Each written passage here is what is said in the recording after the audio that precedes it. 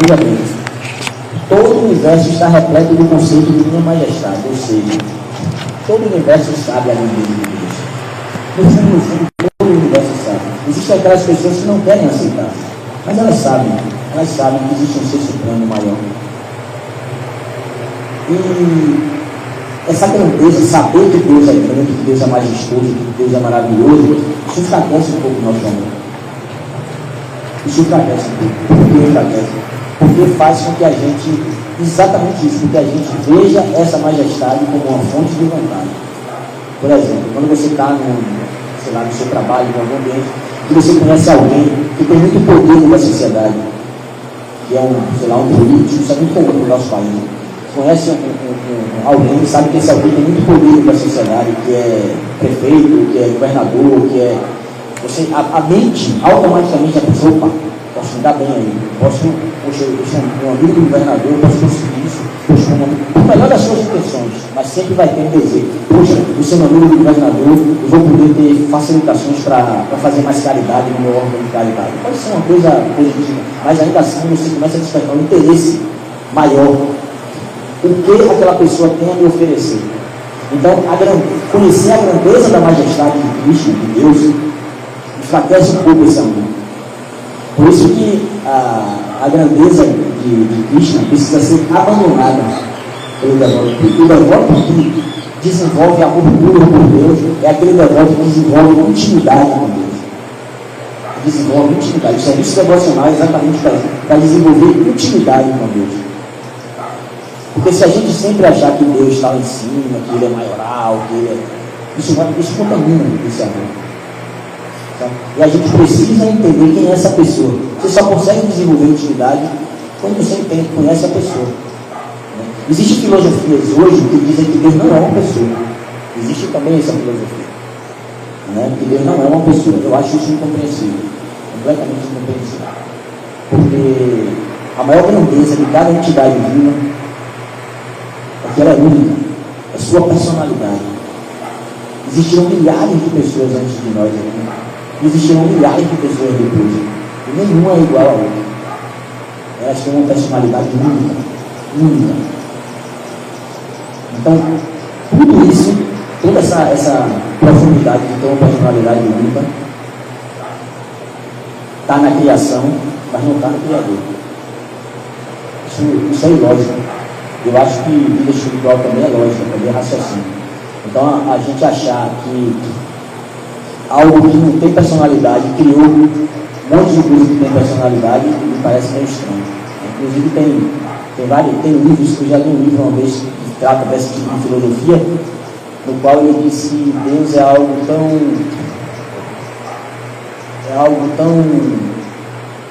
é uma energia tão inconcebível que não pode ser descrita em palavras.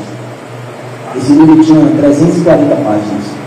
Foram 340 páginas para dizer, 340 páginas de palavras para dizer que não pode ser descrito em palavras. Eu achei um pouco estranho. Um livro cheio de palavras para dizer que o que ele tem a dizer não pode ser descrito em palavras. Enfim. Mas eu acho que o principal de você saber que Deus é uma pessoa é exatamente isso, porque você vai desenvolver uma relação com Ele, uma relação com essa pessoa. E essa relação é que vai livrar você dessa grandeza de Deus e ver Ele como um ser amado, e não como aquele que lhe dá, lhe protege, lhe mantém. Entende? Então, isso é de suma importância. Uma vida espiritual baseada em um Deus que é mantenedor, Ele é mantenedor também, claro, tudo que a gente tem, Ele é mantenedor. Mas se a gente focar só nisso, a nossa relação com Ele vai estar sempre contaminada por interesse. É por isso que Chaitanya veio trazer o serviço devocional nesse sentido.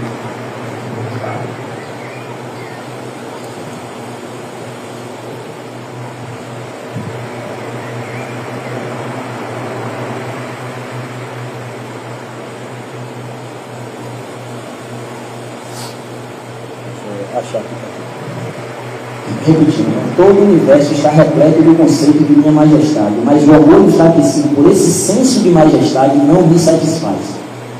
Não é esse tipo de relação que o cristão tem. ele aceita esse tipo de relação, porque ele sabe que a gente precisa entender que ele mantém tudo, que ele é o Senhor Supremo, que ele é o mais poderoso, mas não está interessado em reinar, não está interessado em se sobrepor a outras entidades de Deus. Não é esse o desejo de Deus. A gente tem, inclusive, uma cultura que às vezes faz a gente acreditar que Deus é um velhinho barbudo que está sentado no trono lá, né? Assim, olhando para baixo, dizendo assim, como ele vacilar e o ruído não vai na cabeça. Às vezes a gente termina sendo educado de um jeito que a gente começa a ter medo de Deus. E Deus não é esse tipo de pessoa. Ele não é uma pessoa que quer estar acima dos outros. Pelo contrário, ele quer estar no nosso nível. Ele quer um amor de igual para igual. A gente fala em servir a Deus, mas Deus quer mais do que a gente servir a gente. Ele quer muito mais servir a gente do que a gente quer servir a Ele. Porque o nosso amor não é tão grande ao ponto da gente querer servir tanto, mas o dele é. O amor dele é gigantesco e amar é servir. Então, Krishna, Deus, ele quer nos servir. Mas ele quer nos servir de verdade, ele quer nos ver felizes. Aí a gente pensa, ele quer me ver feliz, por que ele não me dá um carro do ano? Porque ele sabe que isso não é felicidade. Ele sabe que não é felicidade. E a diferença só é que nós somos ignorantes. Nós somos ignorantes, que eu falo de ignorar. Nós ignoramos o que é realmente felicidade. A gente é iludido, enganado de que felicidade é se dar bem materialmente. Quando você ficar rico, você vai ser feliz. Quando você comprar aquele carro, você vai ser feliz. Quando você estiver naquela posição, você vai ser feliz. Quando você estiver por poder que tal coisa, você vai ser feliz. Se você estudar muito, você vai ser feliz. Tem inúmeros exemplos de pessoas que estudaram, trabalharam até fazer calo na alma, ganharam muito dinheiro, subiam a posições extremamente poderosas dentro desse mundo, e ainda assim elas diziam que faltava algo. Dizer que tinha um vazio. Esse vazio é exatamente isso, é da relação com o Senhor Supremo. Porque nós nascemos para isso, nós existimos para isso. Nós existimos para o prazer, nós existimos para o amor. O problema é que nós não sabemos o que é verdadeiro prazer. Nós estamos mal educados com a ideia do prazer material. Nós somos confundidos com a ideia de que esse corpo pode trazer felicidade. Esse corpo não traz felicidade. Esse corpo que, quando é jovem, é bonitinho, nem todo mundo, mas tem gente que, quando é jovem, é bonitinho, gracinha, e todo mundo quer desfrutar, todo mundo quer a companhia, aí depois vai ficando mais velho, vai trazendo sofrimento para a própria pessoa que habita dentro dele. E depois ele se vai. Que felicidade é essa? Ah, mas eu fui feliz naquele tempo. Mas você não foi feliz. Você teve algum tipo de prazerzinho efêmero dentro desse mundo, né, que rapidamente acaba. A gente, verdadeira felicidade é o que a entidade viva quer. Porque todos nós, no fundo, temos medo da morte. Tem algumas pessoas que dizem que não tem. Mas todo mundo tem. Todo mundo tem medo da morte. Porque nós não fomos feitos para a finitude. Nós estamos dentro do veículo finito, mas nós não somos finitos. Nós somos eternos. Estamos presos em um veículo finito. E a ideia de fim nos assusta. É um pouco chocante. As pessoas que encaram melhor a morte são as pessoas que conseguem compreender que nós não somos desse corpo. Quando você tem um entendimento espiritual, que você entende que você não é esse corpo, que esse corpo aqui é temporário, que você é eterno, isso dá um alívio. Isso dá um grande alívio. Ainda assim, quando a morte vem, dá um susto mesmo. Todo mundo, quando está em situação que parece que vai morrer, toma aquele susto assim. Mas a pessoa que está com a vida espiritual assim, um dia, digamos assim, ela compreende que a morte não é o fim. Né? Vamos continuar.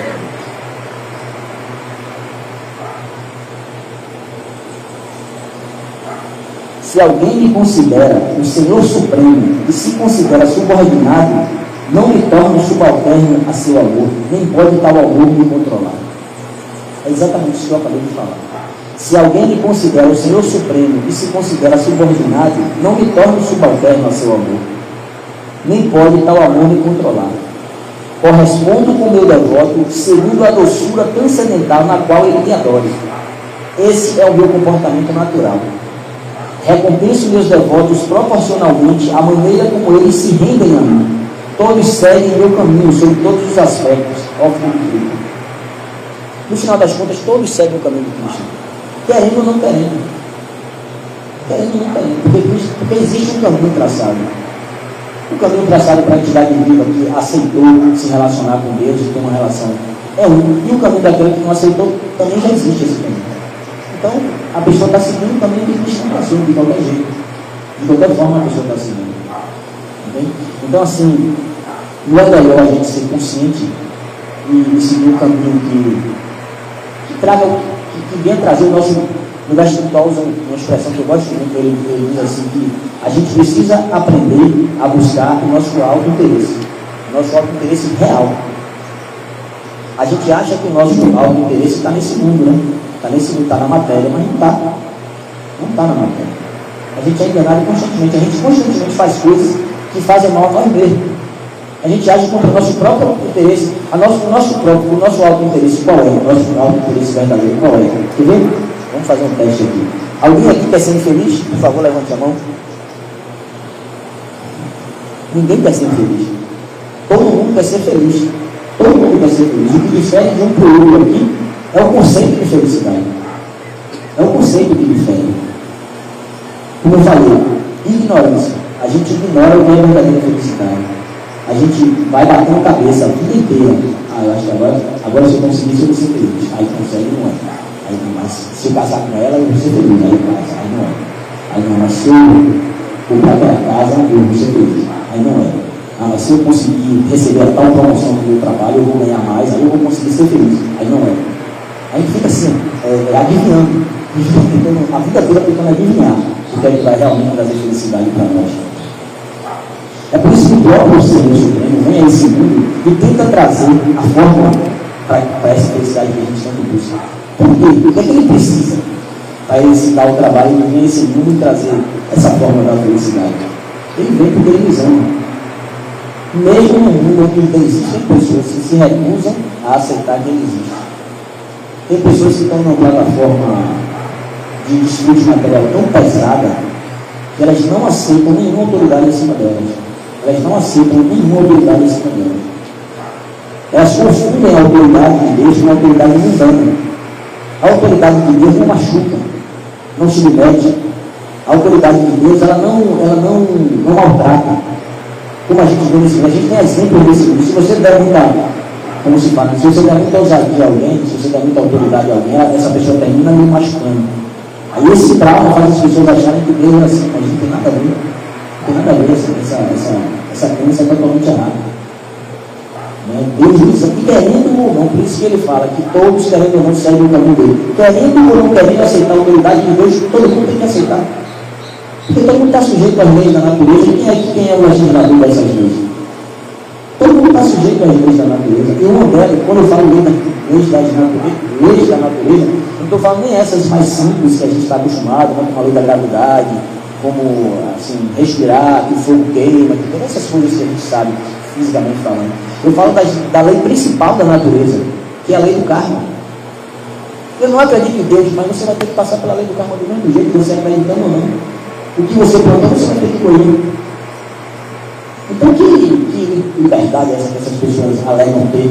Eu sou livre porque eu não acredito em Deus, eu vivo minha vida feliz, porque eu não acredito em Deus, não tem nada que me obrigue, nem que me impeça de fazer nada. Isso é tão infantil, isso é tão imaturo. Para o mundo de hoje, onde a gente tem acesso a tanta informação.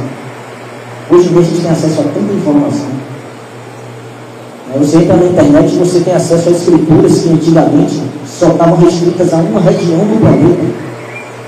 Escrituras que estavam tão presas em uma região do planeta, escrituras incríveis, que estavam restritas a uma região do planeta, que há um tempo atrás, se você quisesse ter acesso a essas escrituras, a esse conhecimento, você tinha que viajar para esse lugar e ter alguém que entendesse o que estava escrito ali.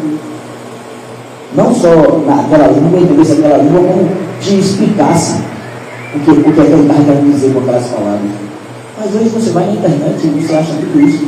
Tem cara de maluquice também na internet, não, tem que tomar cuidado. Mas você tem acesso, se você tiver um bom professor, você tem acesso a um conhecimento profundo, um conhecimento que transforma a sua vida. Né? Então, ainda assim, tem gente hoje que acha que não, eu não preciso de Deus. Deus não existe. Essa é a declaração chega de câncer. Essa é a declaração mais ridícula que eu já ouvi na minha vida. Deus não existe.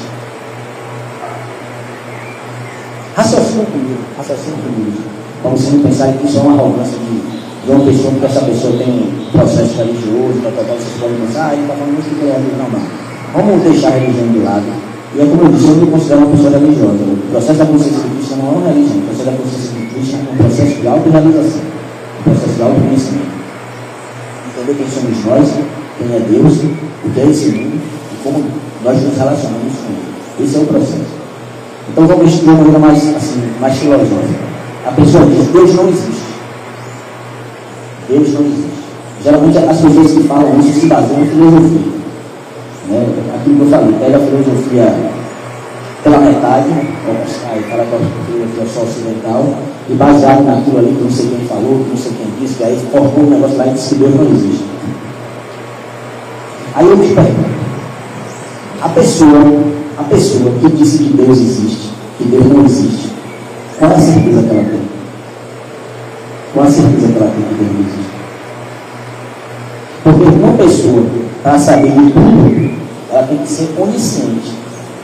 E se ela é onisciente, ela é Deus. Mas se você não acredita em alguém que sabe de tudo, como é que você pode dizer que Deus não existe? Você é que sabe de tudo. A própria declaração por si só é contraditória. Não sei se vocês estão entendendo o que eu estou dizendo. Mas a pessoa pode dizer assim: eu não sei se Deus existe. Eu não sei, eu acho que não. Mas eu não sei. Mas quando a pessoa diz Deus não existe, ela está convicta. Ela tem como provar essa informação. Quando a gente diz assim que Deus existe, aí a pessoa fala: então prova. Aí você pergunta, você está dizendo que ela não existe, então prova. É tão infantil essa declaração, é tão ultrapassada, sabe? Eu acho que a pessoa se dizer agnóstico ainda é uma coisa aceitável. Que é aquela pessoa que diz assim: pô, eu não sei se ele existe. Eu não sei se ele existe, eu realmente não tenho prova nenhuma. Até hoje nunca vi prova de que ele existe. É compreensível isso. Mas a pessoa que diz categoricamente que Deus não existe, isso é totalmente antifilosófico. É totalmente o contrário do que muita gente fala, usa para apoiar essa ideia. Deus não existe e a filosofia prova. A filosofia prova que você está errado. Porque se não existe um Deus, não existe um ser onisciente. E se não existe um ser onisciente, você não tem como saber se existe Deus ou não. Porque você não sabe de tudo.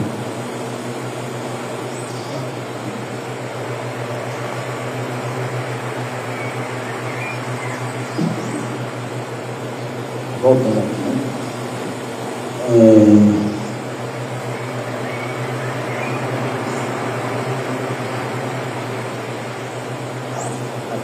Se alguém nutre pura devoção amorosa por mim, considerando ele seu filho, seu amigo ou seu amante, julgando-se grande e considerando ele igual ou inferior a ele, tornando-me subordinado a ele. Os seres vivos recuperam sua vida eterna, prestando-lhe serviço devocional. Ó minhas queridas donzelas de Gaia, vossa afeição por mim é vossa boa fortuna, pois é o único meio pelo qual tivestes meu favor. Às vezes, mamãe me amarra como seu filho. Ela me alimenta e me protege, considerando-me totalmente desamparado. Meus amigos sobem meus ombros com amizade pura, dizendo: que espécie de grande homem és tu, tu e eu somos iguais. Se minha amada consorte me repreende mal-humorada, isso furta minha mente dos reverentes hinos dos deles. Levando esses devotos puros comigo, vou descer e me divertir de diversas maneiras maravilhosas, desconhecidas mesmo em Vaikuntha, no mundo espiritual. Vou difundir esses passatempos com os quais até eu desfano. A influência de Yoga Maya inspirará as golpes com o sentimento de que eu sou a mente delas. Nem as golpes nem eu perceberemos isso, pois nossas mentes estarão sempre fascinadas pela beleza e qualidades do outro. O apego puro nos unirá, mesmo em detrimento de deveres morais e religiosos. Dharma. Às vezes o destino nos unirá e outras vezes nos separará. Vou saborear a essência de todas essas raças e dessa maneira vou favorecer a todos os devotos. Então, ao ouvirem sobre o amor puro dos residentes de Braja, Os devotos hão de me adorar no caminho de amor espontâneo, abandonando todos os rituais de religiosidade e atividades furtivas. Krishna manifesta sua eterna forma semelhante ao humano e executa seus passatempos para mostrar misericórdia aos devotos. Quem ouve esses passatempos deve dedicar-se a servir. O uso do verbo bhavet, aqui no modo imperativo, nos diz que com certeza isso deve ser feito. O não cumprimento seria o abandono do dever. Assim como esses desejos constituem a razão fundamental para o aparecimento de Krishna, ao passo que destruir os demônios é apenas uma necessidade acidental, da mesma forma, a Shri Krishna Chaitanya, a suprema personalidade de Deus, promulgar o Dharma da era é acidental. Quando o Senhor desejou aparecer por outra razão, a época de promulgar a religião da era também surgiu. Com essas duas intenções, o Senhor apareceu com seus devotos e saboreou o néctar de prema com o canto congregacional do Santo Nome. Dessa maneira, ele espalhou o Kirtana, inclusive entre os intocáveis. Ele fez uma guirlanda do Santo Nome e de prema, com a qual guirlandou o mundo material inteiro. Dessa maneira, assumindo o sentimento de um devoto, ele pregou o serviço devocional enquanto o praticava pessoalmente. 4 classes de devotos são os receptáculos das 4 espécies de doçuras em amor a Deus, a saber, servidão, amizade, afeição de pai ou mãe e amor conjugal. Cada classe de devoto acha que seu sentimento é o mais excelente. Assim, com esse espírito, experimenta grande felicidade em ensinar Cristo. Contudo, se compararmos os sentimentos com o espírito imparcial, descobriremos que o sentimento conjugal é superior a todos em doçura. Experimenta-se amor crescente em diversos sabores, um acima do outro, porém, o amor que tem um sabor mais elevado na sucessão gradual do desejo manifesta-se sob a forma de amor conjugal. Portanto, chamo-o de madura raça. Ele tem 2 divisões adicionais, a saber, amor de casado e amor de solteiro. E por aqui vai várias outras coisas, mas o tempo não permite que eu more tanto, mas tem inúmeras coisas que você pode se aprofundar na história do seu Chaitanya. Ele trouxe esse movimento, como eu disse, há mais ou menos 540 anos atrás, e ele ensinou basicamente que nessa era de Kali, por nós sermos tão contaminados, né, a duração de vida é menor, essa era tão degradada, e a gente pode ver isso, nem falar detalhadamente sobre isso, que é muito difícil fazer um processo espiritual que a gente avança. Então ele trouxe o mais simples, que é cantar os santos nomes de Krishna. Quando você chama o nome de Krishna, ele está presente. Porque ele não é diferente do seu nome. Krishna é absoluto, ele não é relativo como as outras coisas, né? Para dar o exemplo da água, se você falar água, não vai matar a sua sede, você tem que beber a água. O nome, a água e a água em si, sem diferença. Mas no mundo espiritual não há essa diferença. O nome de Krishna e Krishna são iguais. Então, quando você recita o nome de Krishna, ele está presente. Você está em contato direto com ele, você se purifica. Quando você faz esse tipo de meditação que nós fazemos, 2 tipos de meditação, uma japa, que é aquela sozinho, que você canta o Santo Nome, e outro congregacionalmente, como nós fizemos aqui antes, como você vira com Vitai. E podemos fazer de número de treinamento. Então, o processo do seu Chaitanya Deus é esse, o processo de nos purificar através do cantar do Santo Nome. Porque todo esse processo que eu descrevi agora, de que a gente deve buscar Deus nesse nível, não é fácil, não é uma coisa da noite para o dia, né? Que a gente hoje sai daqui da cidade, vou fazer aquilo que ele disse lá, e estalo o dedo vai acontecer, não é assim. A gente precisa purificar, nós somos muito contaminados com desejos materiais de milhares e milhares de vidas. Então, a maneira de purificar isso é através dos santos nomes. Quanto mais nós cantamos, mais nosso coração vai se purificando para receber exatamente esse amor que a gente precisa ter, para a gente alcançar o nosso verdadeiro interesse, a nossa verdadeira felicidade, ter esse amor e essa relação pura com o Senhor Cristo. Então é isso, eu vou terminar por aqui. Se vocês tiverem algum comentário, alguma curiosidade, alguma pergunta, posso responder. Por favor, fiquem à vontade.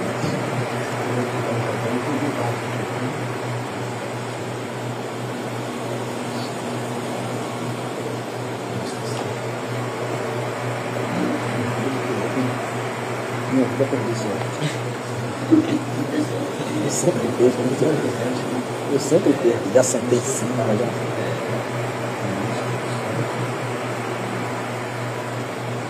É no capítulo 4, as razões confidenciais para o aparecimento do Senhor Chaitanya. Capítulo 4.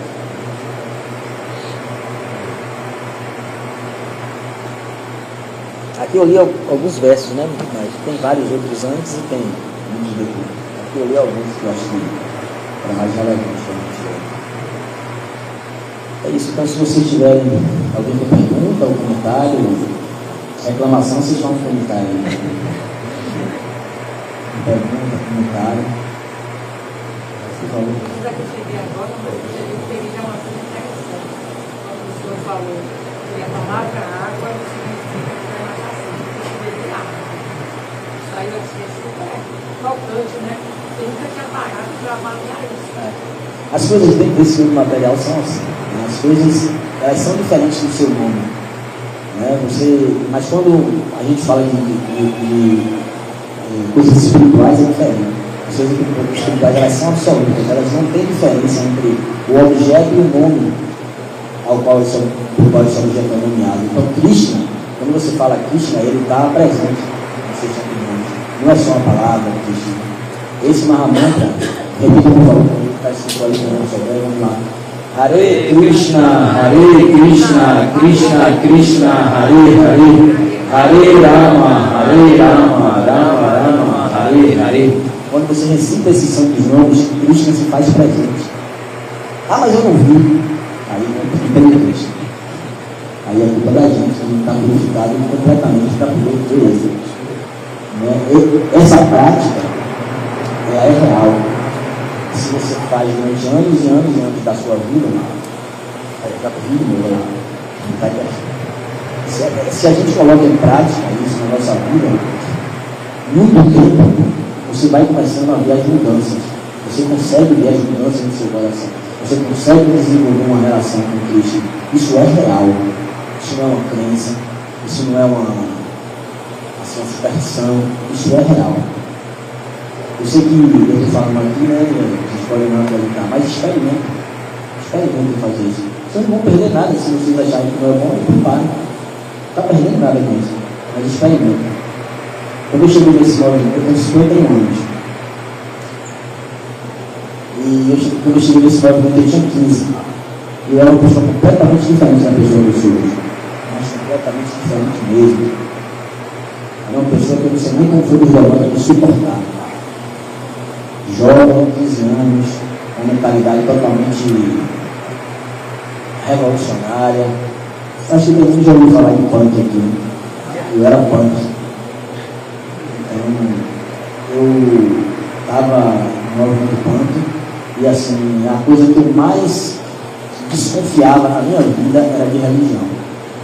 Porque Deus, eu nunca deixei de acreditar em Deus, mas eu não sabia onde me encontrar. Eu ficava meio desconfiado com essa coisa de religião. Tá? Quando eu conheci o movimento, eu fiquei 14 anos como se batizando, desconfiado. Será que isso é verdade mesmo? Será que isso é mais uma daquelas que vai ter meu dinheiro e tal? 14 anos ali, estudando, aprendendo, até quando eu abracei isso na minha vida. E faz uma diferença gigantesca. Assim. Não existe nada superior a uma gotinha mínima assim, da relação com Deus. E essa gotinha mínima que eu estou falando não é a minha ainda nem do que isso. Mas ainda assim transforma completamente a vida. Mas se a gente consegue alcançar uma relação com Cristo, a gente é completamente tudo possível, tudo na nossa vida.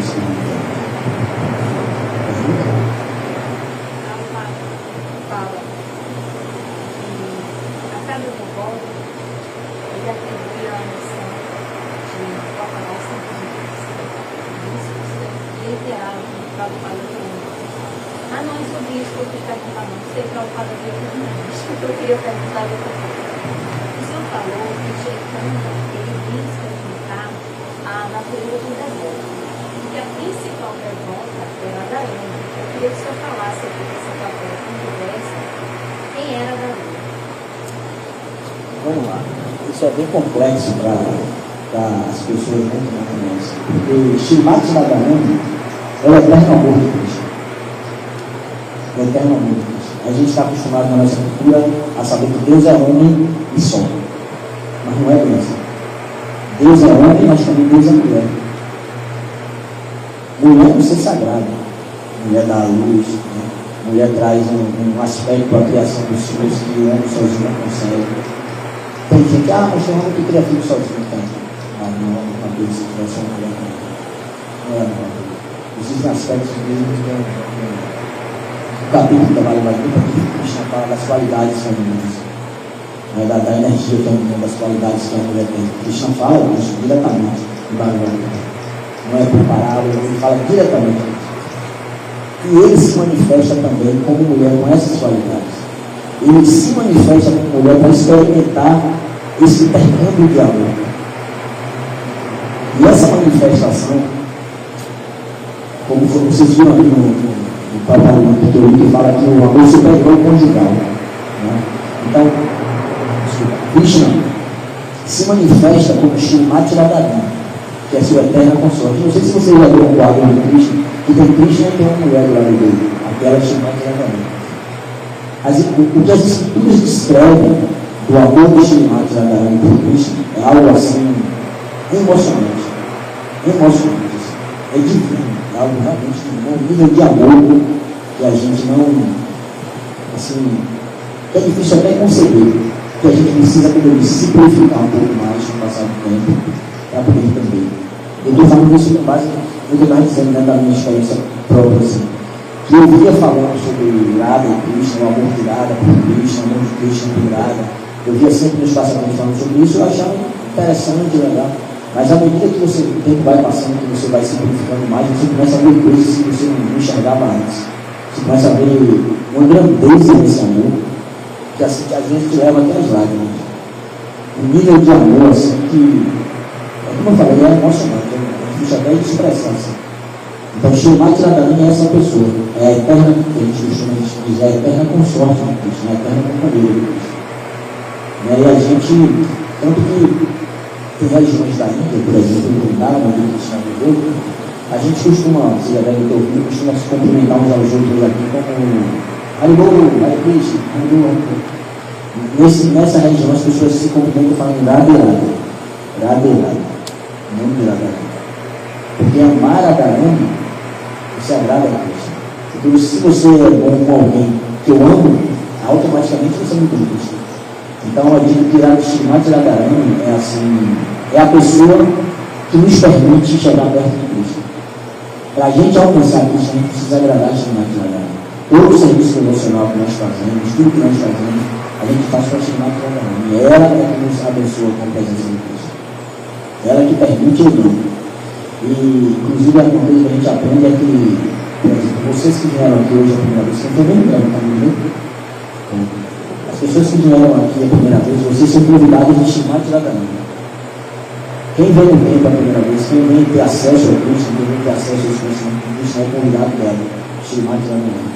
O amor dela por Cristo é algo fantástico. As qualidades que ela tem são descritas nas escrituras, a personalidade dela, a relação dela com Cristo é algo assim muito profundo, né? É difícil até da gente conceber. Como eu falei, para conceber a gente tem que ir amadurecendo mais, se aprofundando mais, se simplificando mais, porque realmente é algo assim, como se diz, transcendental, que transcende essa plataforma mundana material. É algo que está além.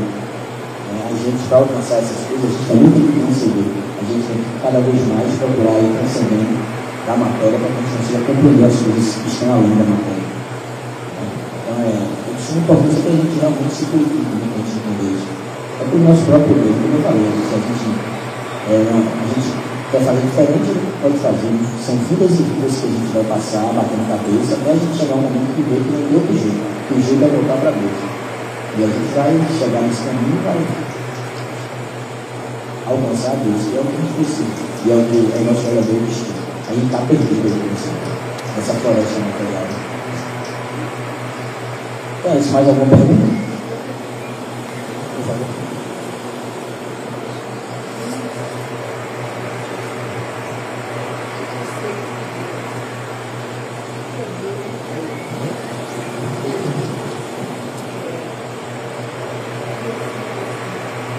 Cada vez mais fascinado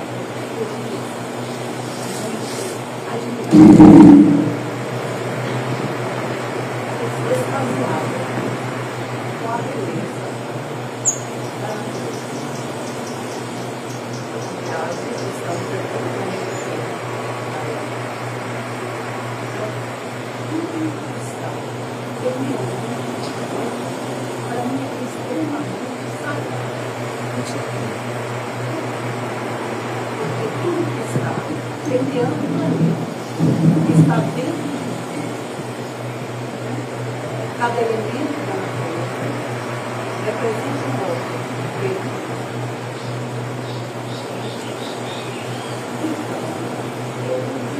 Eu estou dando para mim, para acalmar minha alma.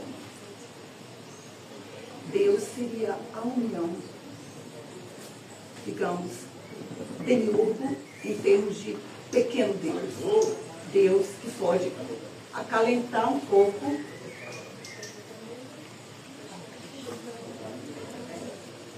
as árvores, que está transmutando o tempo todo esse dióxido de carbono e todos os elementos que contaminamos, que jogamos para fora.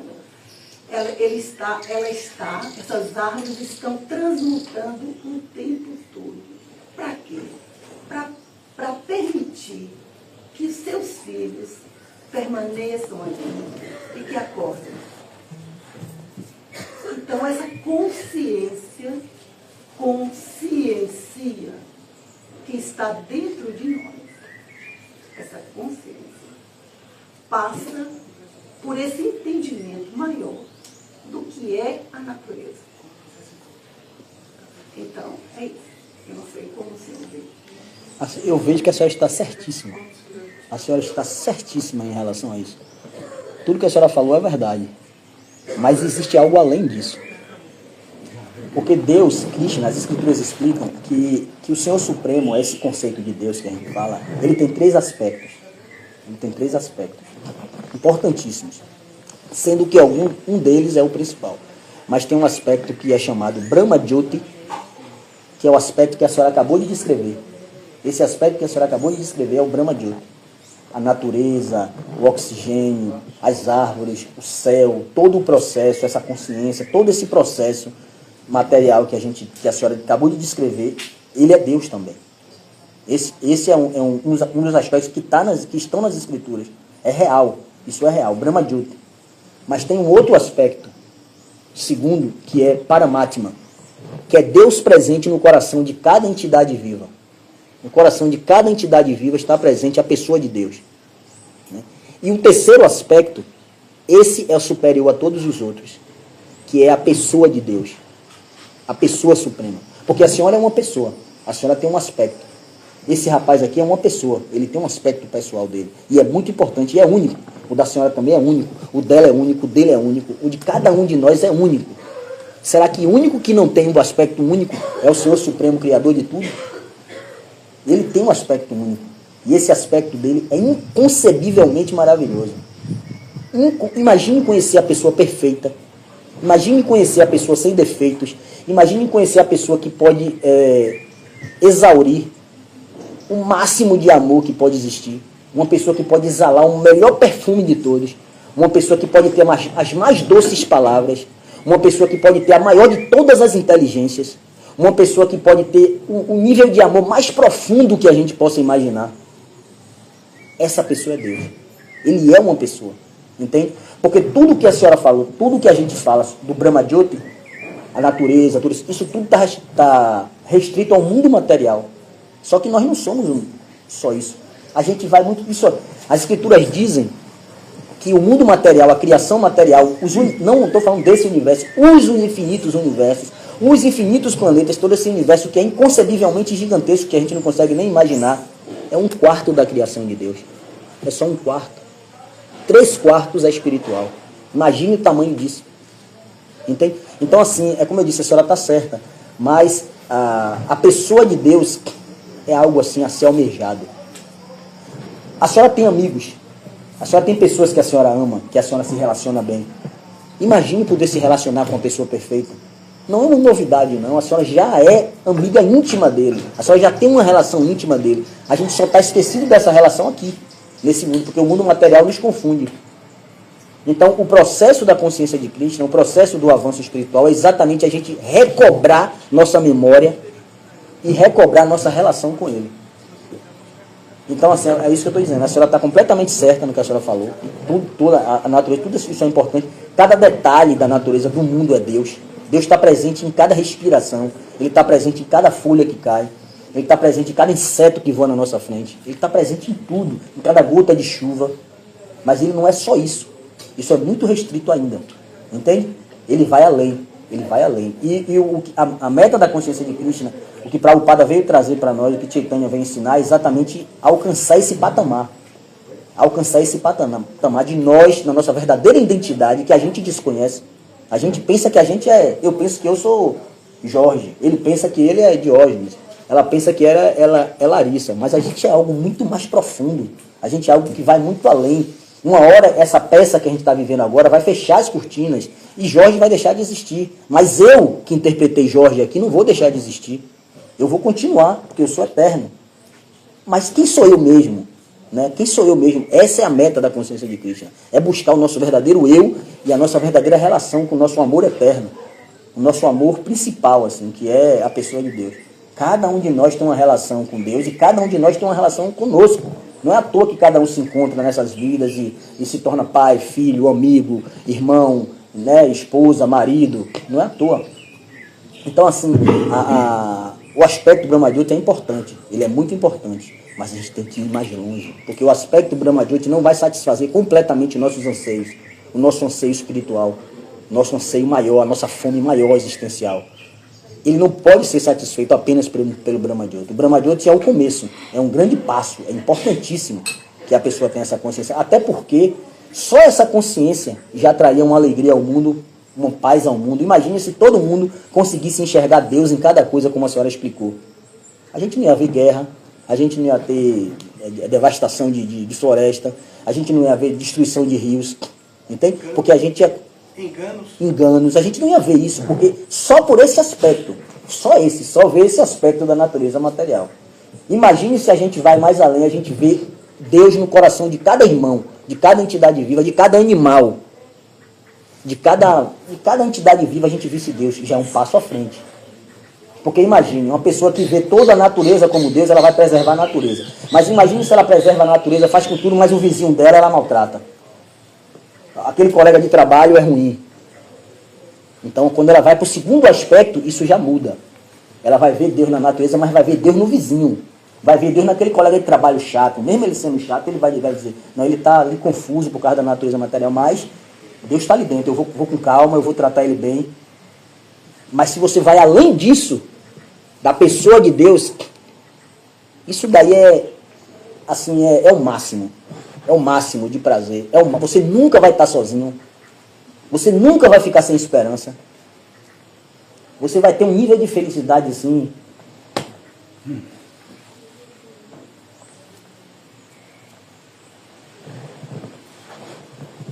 Estou ficando velho. Então, conseguir encontrar a pessoa suprema, conseguir assim, saber que ela, mesmo que a gente não a encontre agora, mas a gente saber que ela existe, que a gente pode alcançá-la, saber que a gente pode ter uma amizade sem maldade, sem interesse, saber que a gente não está desamparado, seja qual for a situação que a gente vive em si, saber que tem alguém que nos ama em um nível de profundidade que nem a gente consegue conceber, saber que mesmo com todos os nossos defeitos, todas as nossas falhas, a gente vai se recuperar, porque tem alguém que não desiste da gente em nenhum momento. Então isso não tem preço. Então isso é superior a todas os outros aspectos de Deus.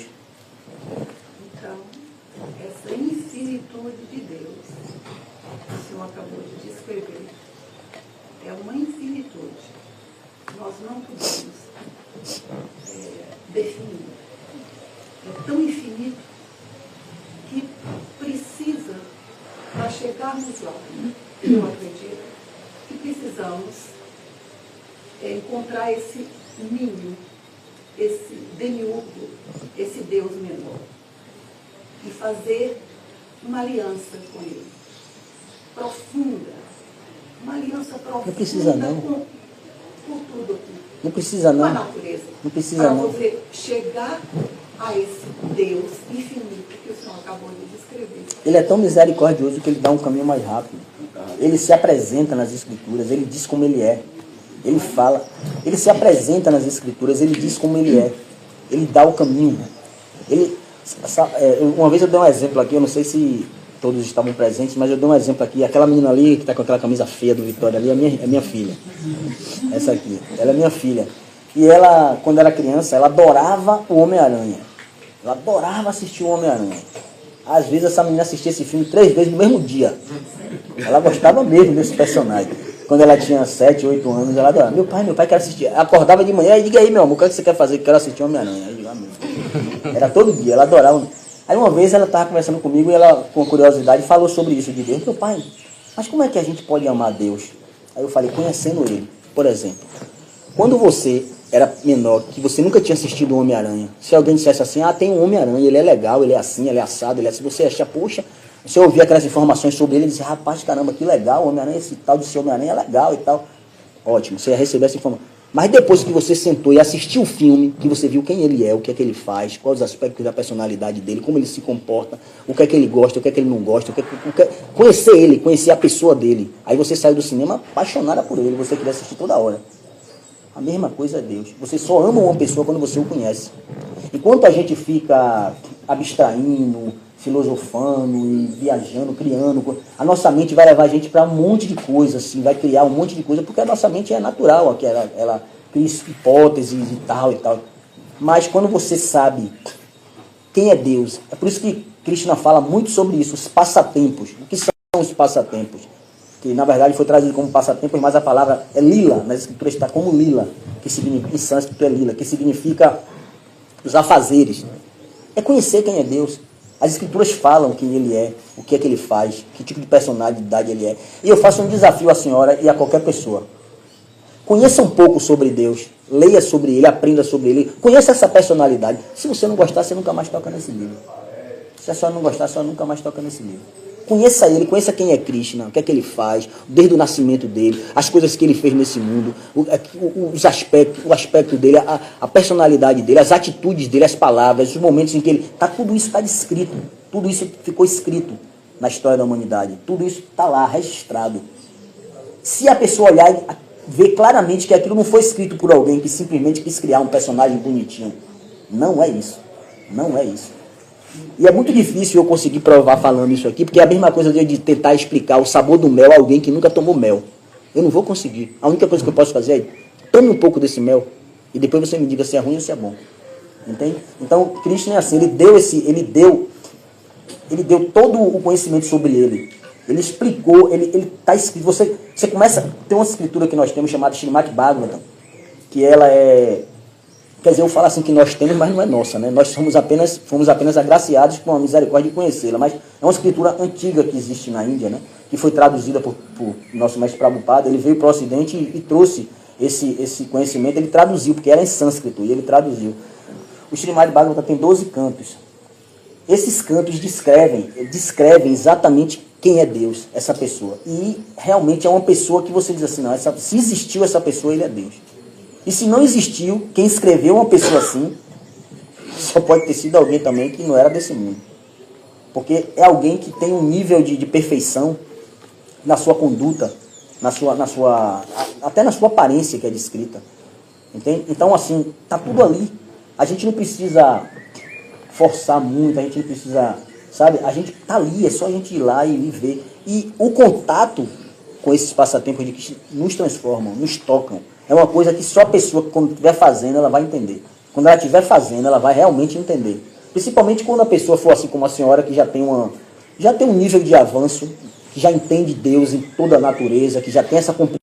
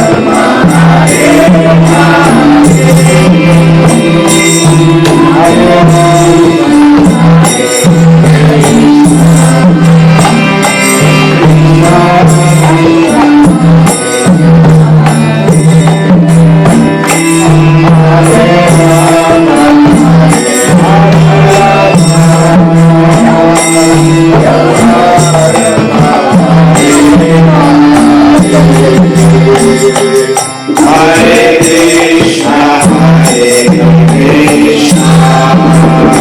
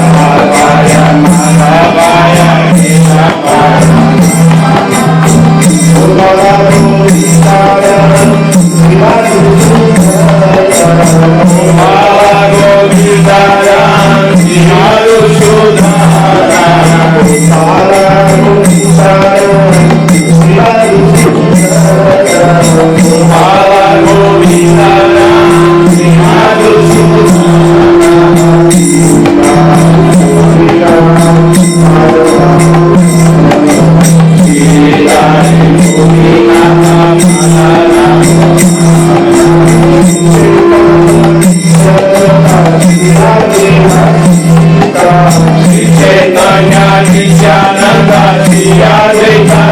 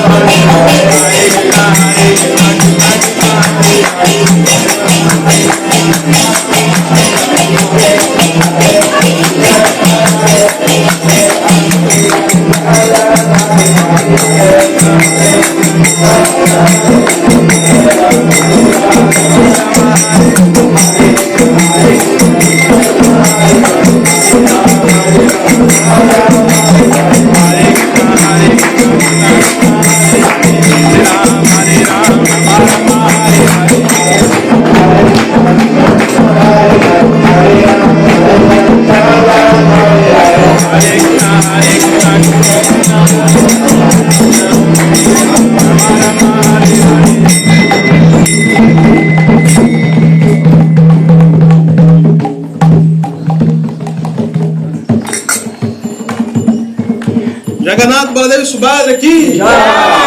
Gaura Nitai aqui. Shila Prabhupada aqui. Shila Prabhupada aqui. Todas as glórias aos devotos reunidos. Todas as glórias a Shri Shri Puri Moranga. Gaura Purima aqui.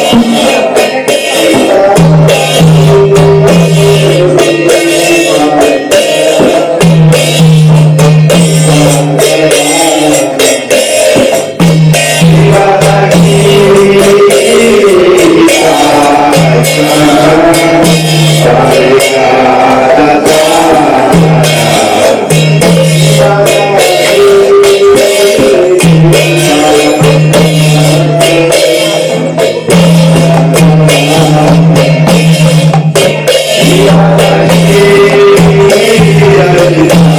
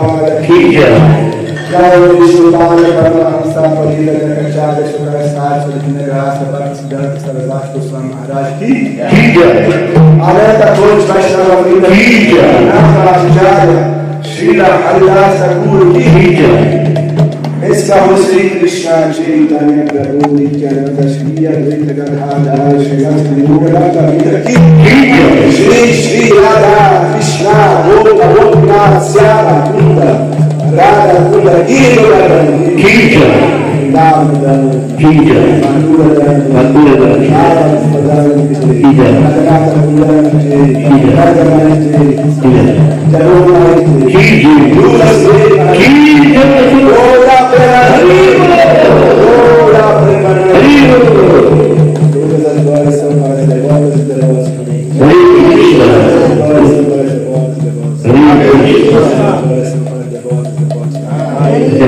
todas as glórias Shri Guru, Shri Guru,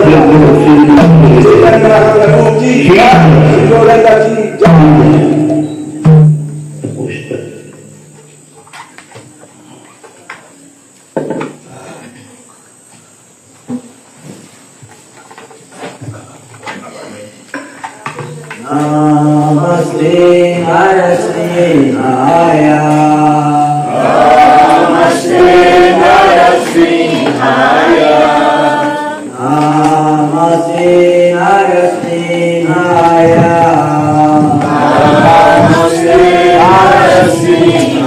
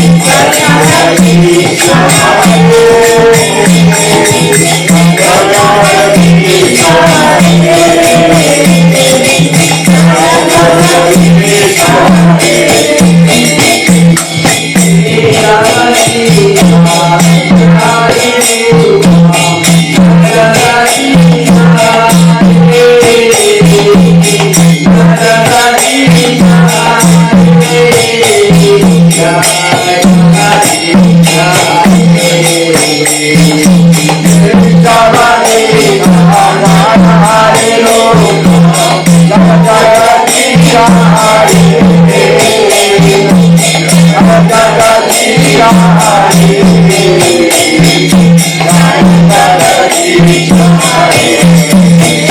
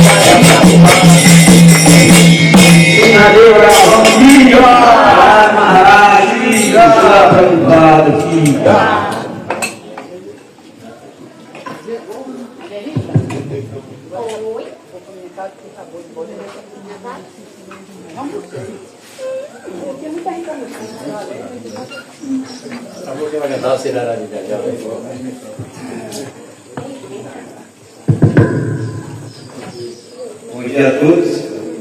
Gostaria de agradecer ao Interesse Bahia, a todos que vieram para esse festival, pela primeira ou demais vezes. Gostaria também de agradecer ao Trabola Nada, por ter dedicado sua energia em preparar essa bancada maravilhosa para a gente. O pessoal que cuidou da atividade,